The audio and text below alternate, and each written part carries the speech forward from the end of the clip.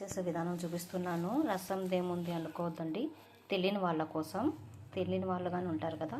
టమోటాలు, చింతపండు ఇలా పిసికి పెట్టాను, పసుపు వేసాను, కొత్తిమీర, కరివేపాకు, ఉల్లిపాయ, వెల్లుల్లి దంచానండి, ఇది బెల్లం.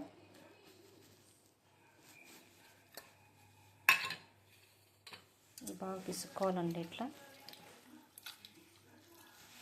తర్వాత కావాల్సింది పోపుకు ఇంగువ, ఆవాలు, రసం పొడి, మిరియాల పొడి, జీరా పొడి, ఒక స్పూన్ రసం పొడి,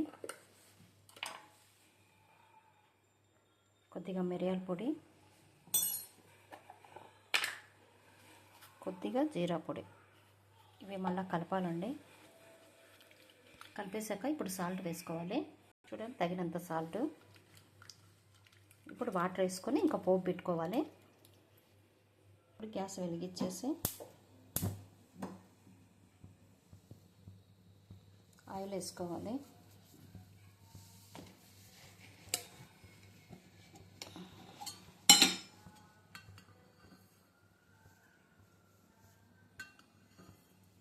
నేను 2 స్పూన్స్ వేసాను, మీకు ఎంత కావాలో అంత మీరు వేసుకోండి. హీట్ అయిందండి, ఆవాలు, కరివేపాకు వేసాను. ఇప్పుడు ఇంగు వేస్తున్నాను. ఇప్పుడు రసం మనం పిచ్చికి పెట్టాం కదా, అది వేసేయాలి.